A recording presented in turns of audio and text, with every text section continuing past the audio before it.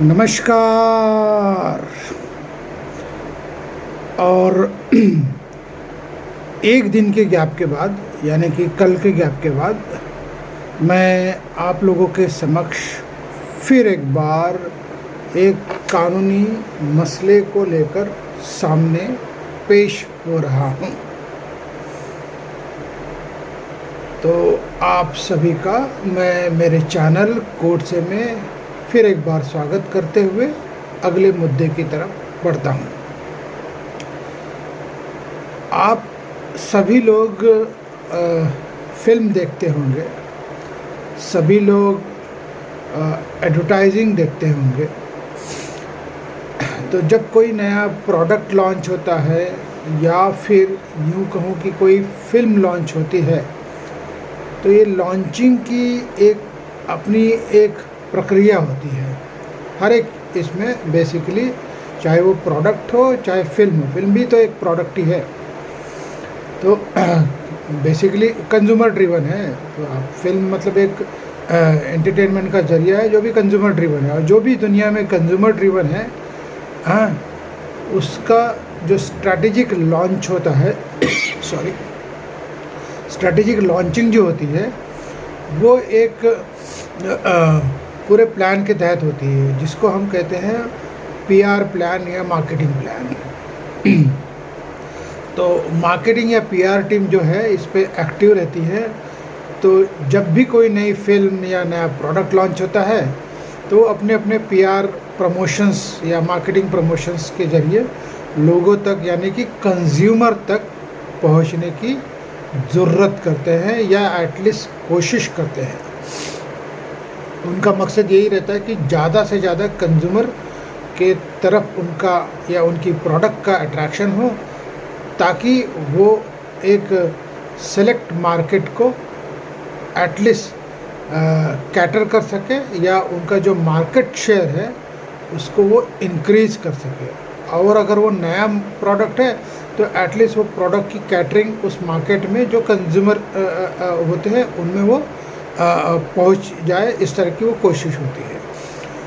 तो यहाँ पे एक चीज़ तो इस्टेब्लिश हो जाती है कि ये जो प्रोडक्ट होते हैं, जब आप प्रमोशनल एक्टिविटी करते हो तो वो एक रिलेशन बन जाता है उस प्रोडक्ट के साथ में और उस प्रोडक्ट को बनाने वाली या बेचने वाली कंपनी के साथ में और कंज्यूमर का, यानी कि लोगों के बीच और प्रोडक्ट के बीच में एक कंज्यूमर का रिश्ता बन जाता है। मतलब लोग जो होते हैं जो उससे ख़रीदते हैं, हाँ, या जो उसको ख़रीदना चाहेंगे वो कंज्यूमर हो जाते हैं।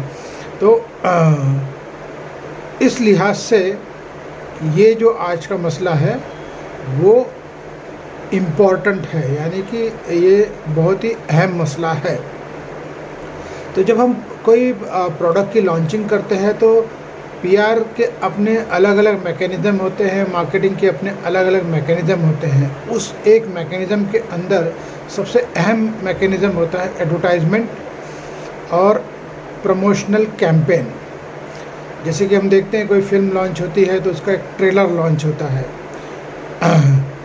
इवन वो ट्रेलर का आजकल टीज़र लॉन्च होता है। कोई फिल्म आती है तो पहले तो उसका ट्रेलर बनता है, ताकि वो जो 2-2.5 घंटे की फिल्म है उसको कम से कम 1 सेकंड से लेके 1 मिनट से लेके 1.5 मिनट के अंदर कोई एक ट्रेलर बना के, या 30 सेकंड से लेके 1.5 मिनट के अंदर कोई ट्रेलर बना के उस फिल्म की एक सारांश में कहानी, संक्षिप्त में कहानी लोगों के सामने लाई जाए, जिससे ज़्यादा से ज़्यादा लोग उससे अट्रैक्ट हो, कंज्यूमर उससे अट्रैक्ट हो। उसी तरह से कोई जो प्रोडक्ट होता है उसकी भी जो लॉन्चिंग होती है तो उसके बारे में एक एडवर्टाइजमेंट कैंपेन चलता है।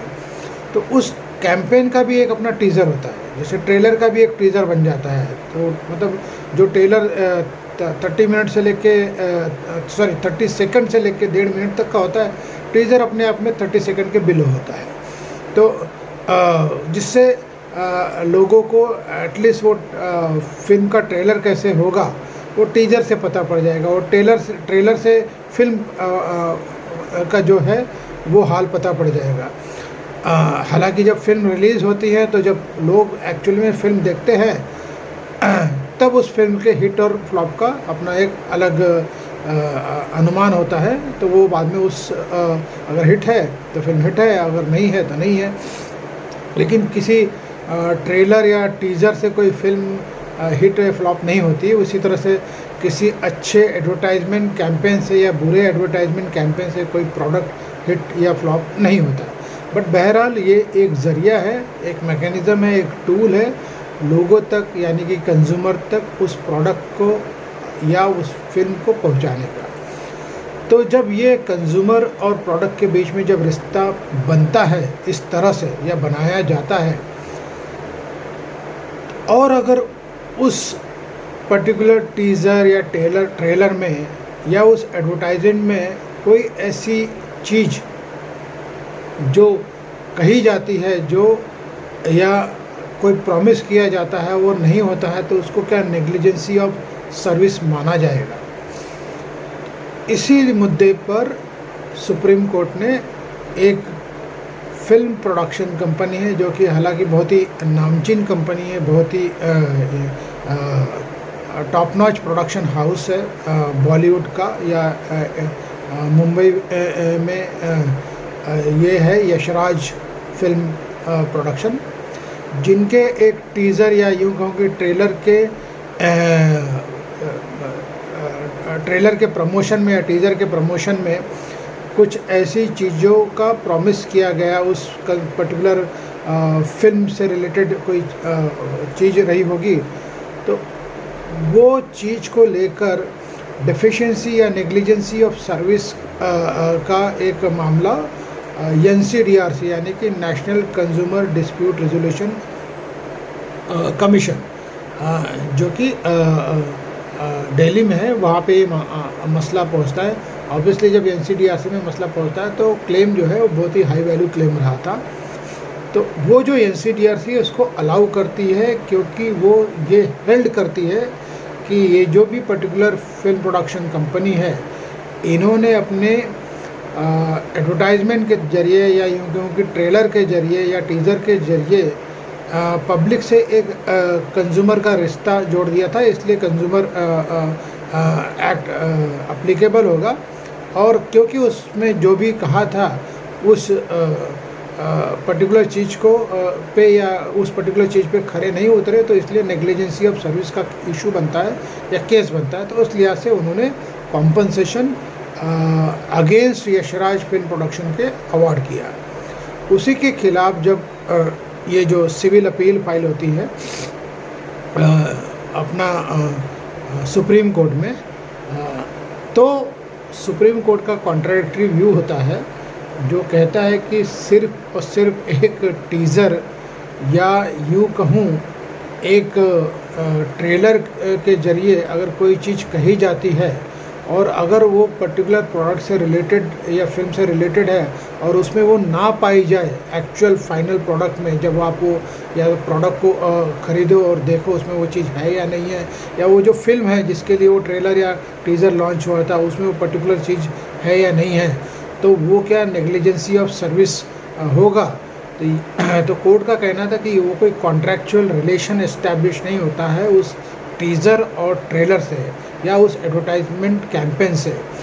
तो इस लिहाज से क्योंकि वो कॉन्ट्रैक्चुअल रिलेशन नहीं इस्टेब्लिश होता है कंज्यूमर और प्रोडक्ट बनाने वालों के बीच में, यहाँ इस केस में यशराज प्रोडक्शन के बीच में, तो इस लिहाज से जो कॉम्पनसेशन अवार्ड किया था वो अपने आप में बनता नहीं है।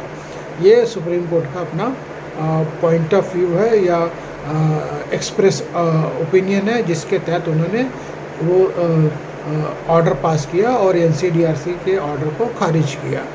तो इस लिहाज से ये एक इम्पॉर्टेंट मसला है और ये इम्पॉर्टेंट ऑर्डर है। ये इम्पॉर्टेंट इसलिए भी है जो मेरी थोड़ी बहुत समझदारी है कानून की, ज़्यादा ज्ञानी तो नहीं हूँ बट जो भी ज्ञान है तो मैं इसको एक रिलेट करने जा रहा था उस मसले से जिसके बारे में पिछले कई दिनों से या यूँ कहूँ कि महीनों से काफ़ी चर्चा रही। अगर कोई एडवर्टाइजमेंट या टीज़र या ट्रेलर पब्लिक यानी कि जो कंज्यूमर है, एंड यूज़र है, जो कंज्यूमर जिसे कहा जाता है, उसमें और वो प्रोडक्ट बनाने वाली कंपनी या मार्केटिंग कंपनी या डिस्ट्रीब्यूशन कंपनी में अगर कोई कॉन्ट्रैक्चुअल ऑब्लिगेशन उस तरीके से नहीं बनता है जो कि इस जजमेंट में कहा गया है, जो कल पास हुआ, तो ये कैसे माना जाए कि अगर कोई ऐड मिसलीडिंग है या नहीं मिसलीडिंग है, वो एक अलग मुद्दा है। लेकिन कैसे एक पर्टिकुलर कंपनी जो यहाँ पे पतंजलि है या कोई और भी जो फार्मा कंपनी हो या कोई एफएमजीसी कंपनी कोई एडवर्टाइजमेंट करती है या एक टीज़र बनाती है, ट्रेलर बनाती है, मार्केटिंग कैंपेन या पीआर कैंपेन लॉन्च करती है, और उसमें वो ऑब्वियसली वो चीज़ें बढ़ा चढ़ा के ही बात करेंगे, कोई अपनी चीज़ों को छोटी मोटी करके तो बताएगा नहीं, वो लार्जर देन लाइफ ही बताएगा। जैसे फिल्में होती है लार्जर देन लाइफ, वैसे प्रोडक्ट को टीज़र या मार्केटिंग के जरिए जब लॉन्च किया जाता है तो उसमें कई सारी चीज़ें प्रॉमिस या एश्योरेंस या वादे किए जाते हैं जो लार्जर देन लाइफ होते हैं, जिसके अचीव होने की शक्यता तो बहुत कम ही होती है। फेयर एंड लवली लगाने से कोई गोरा नहीं होता है, सभी को मालूम है, लेने वाले को भी मालूम होता है कि उससे वो गोरा नहीं होता है, या हॉर्लिक्स पीने से हाइट नहीं बनती, ये सभी को मालूम होता है। तो वैसे ही जो एफएमजीसी कंपनियां हैं या पतंजलि जैसी एफएमजीसी कंपनियां या और भी जो एफएमजीसी कंपनियां हैं, तो क्या उनके उस एडवर्टाइजमेंट कैंपेन में या ट्रेलर कैंपेन में या टीज़र कैंपेन में ऐसे कुछ चीज़ें जिससे कोट अनकोट में अगर कोई कहे, कोई अथॉरिटी कहे वो मिसलीडिंग है, या यूँ कहे कोर्ट कहे कि वो मिसलीडिंग है, तो वो किस तरह से कंज्यूमर को अफेक्ट करता है? क्योंकि इस जजमेंट के हिसाब से कंज्यूमर का रिश्ता तो बनता ही नहीं टीज़र या एडवर्टाइजमेंट कैंपेन के जरिए। अगर आप कोई टीज़र या ट्रेलर लॉन्च करते हैं तो उसमें तो एंड यूज़र जो प्रोडक्ट का होता है, जो पब्लिक होती है, उससे तो आपका कोई कंज्यूमर कॉन्ट्रैक्चुअल ऑब्लिगेशन बनता ही नहीं है। तो फिर अगर कोई बाइंडिंग कैसे हो सकता है, फोर्सफुल कैसे हो सकता है? अगर कोई चीज़ गलत तरीके से या मिसलीडिंग तरीके से लिखी भी है तो पब्लिक के ऊपर तो बाइंडिंग नहीं है ना उस चीज़ को लेना, तो उस पर फिर कॉम्पनसेशन या कोई पीनल एक्शन तो अलग चीज़ है, पीनल एक्शन पे बात नहीं कर रहा हूँ। तो कोई ऐसा डैमेजेस या कोई ऐसी चीज़ कॉम्पनसेशन के जरिए कैसे इन्फोर्स की जा सकती है जब अगर कॉन्ट्रैक्चुअल ऑब्लिगेशन बनता ही ना हो उस टीज़र या ट्रेलर कैंपेन से। बेसिकली उस एडवर्टाइजमेंट या ट्रेलर या टीज़र कैंपेन से जो भी इन मुद्दों में जो एफएमजीसी कंपनियां हैं जिनके मामले में ये केस हाल ही में चर्चा में है और आगे भी रहेगा, जो जिसके बारे में कहा जाता है कि वो मिसलीडिंग एडवर्टाइजमेंट है। तो मेरा ये अपने आप से सवाल है कि वहाँ पे क्या कॉन्ट्रैक्चुअल ऑब्लिगेशन बनता है? अगर हम ये जो कल जो जजमेंट पास हुआ यशराज के मुद्दे में, जहाँ पे क्लियरली सुप्रीम कोर्ट का पॉइंट ऑफ व्यू कि ऐसा कोई कॉन्ट्रैक्चुअल ऑब्लिगेशन एडवर्टाइजमेंट या टीज़र या ट्रेलर से नहीं बनता, तो मैंने सोचा कि ये अगर मेरी नज़र में तो मुझे ऐसे सवाल खड़े हुए कि क्या ये कॉन्ट्रैक्चुअल ऑब्लिगेशन इस केस में अगर नहीं बनता तो वहाँ पे बन पाएगा? तो ये मेरा अपने आप से सवाल है। तो इस सवाल का जवाब मैं कुछ खुद ही ढूंढने की कोशिश कर रहा हूँ। अगर आप लोग को पता पड़ जाए कि भाई इस सवाल का जवाब कुछ है तो बताइएगा मुझसे अपने रिस्पॉन्स में। तो मैंने सोचा कि आपसे ये मुद्दा शेयर करूँ, इस लिहाज से मैंने ये वीडियो बनाया, और उम्मीद है कि आपको ये वीडियो पसंद आया हो। और आपसे दरख्वास्त है, रिक्वेस्ट है कि आप मुझसे जुड़े रहेंगे, और कल एक नए मुद्दे से जो कानूनी पहलू से जुड़ा होगा उससे जुड़े हुए मसले को लेकर मैं आपके सामने फिर पेश होऊंगा। तब तक के लिए विदा, थैंक यू, धन्यवाद, हैव अ नाइस डे। और एक इम्पॉर्टेंट चीज़, as a public, as a citizen, आप और आपकी सरकार में एक बेहद करीबी और नज़दीकी रिश्ता होता है। आप जिस भी सरकार को चुनना चाहो, जिस भी कैंडिडेट को चुनना चाहो, जिस भी पब्लिक लीडर को चुनना चाहो, हाँ आप चुनो, लेकिन उसके लिए घर में बैठ के कोई चुनवाई नहीं होगी। आपको सड़क पे जाना होगा, रोड पे जाना होगा। जिस दिन चुनाव का मतदान है उस दिन आपको वहाँ पे जाना होगा बूथ पे। घर पे बैठ पे आप इंतज़ार करके किसी को लीडर नहीं बना सकते। जो आपकी पसंद का लीडर हो तो प्लीज़ वोट के लिए घर से बाहर निकलिए।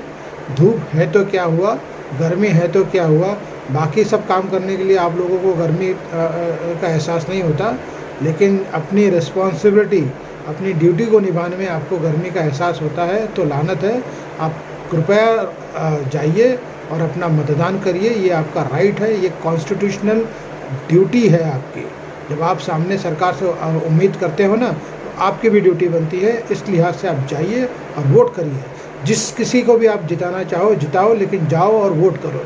इसी के साथ मैं ये वीडियो फिर एक बार आपसे ख़त्म करके विदा चाहता हूँ। धन्यवाद फिर एक बार, थैंक यू वेरी मच और हैव अ नाइस डे।